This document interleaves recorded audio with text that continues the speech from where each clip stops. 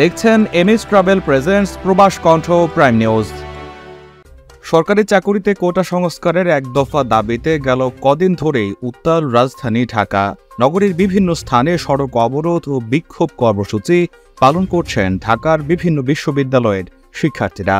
আজ মঙ্গলবার সেই উত্তাপ পুরোদমে ছড়িয়ে পড়ে সারা দেশে। গত দুদিন ধরেই ঢাকার সাথে বিভাগীয় শহর ও সরকারি বিশ্ববিদ্যালয়গুলোতে আন্দোলন ছড়িয়ে পড়ে।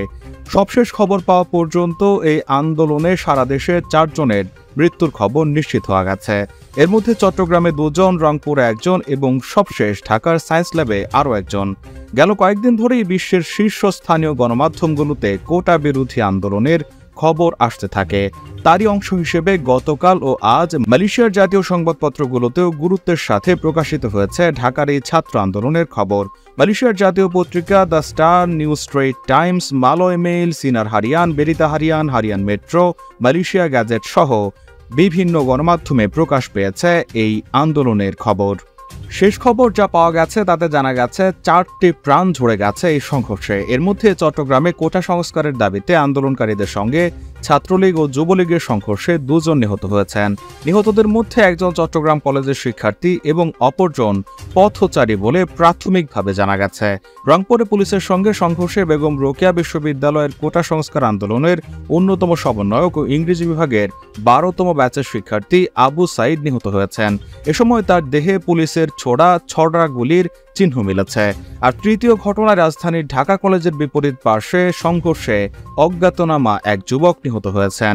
মঙ্গলবার গুরুতর আহত অবস্থায় তাকে উদ্ধার করে এক পথচারী ঢাকা মেডিকেল কলেজ হাসপাতালের জরুরি বিভাগে নিয়ে আসলে চিকিৎসক মৃত ঘোষণা করেন।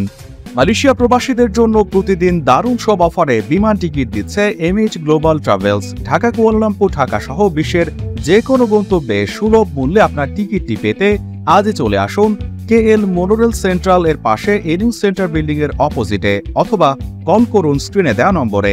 আমাদের কাছে কল করুন, ঘরে বসে টিকিট কাটুন। উল্লেখ্য, রোববার চীন সফর নিয়ে আয়োজিত সংবাদ সম্মেলনে কোটা সংস্কার আন্দোলন প্রসঙ্গে করা এক প্রশ্নের উত্তরে প্রধানমন্ত্রী শেখ হাসিনা বলেন, মুক্তিযুদ্ধ নিয়ে এত ক্ষোভ কেন? মুক্তিযোদ্ধার নাতিপুতিরা কি কিছুই পাবে না? তাহলে কি রাজাকারের নাতিপুতিরা সব পাবে? প্রধানমন্ত্রীর এমন বক্তব্যে কোটা সংস্কার আন্দোলনকারীদের রাজাকারের বাচ্চা বা নাতিপুতি বলা হয়েছে অভিযোগ করে রোববার রাত থেকে প্রতিবাদ শুরু করেন ঢাকা বিশ্ববিদ্যালয়ের শিক্ষার্থীরা। এরপর আন্দোলন ছড়িয়ে পড়ে রাজধানী জুড়ে এবং একদিনের ব্যবধানে তা সারা দেশে ছড়িয়ে পড়ে। এরপরই বিশ্ববিদ্যালয় ক্যাম্পাসগুলোতে ছাত্রলীগের সঙ্গে সংঘর্ষ হয় আন্দোলনকারী শিক্ষার্থীদের। এতে বিভিন্ন জায়গায় আহত হওয়ার খবর এলেও আজই মৃত্যুর খবর নিশ্চিত হওয়া গেছে। প্রবাস কণ্ঠ নিউজ ডেস্ক।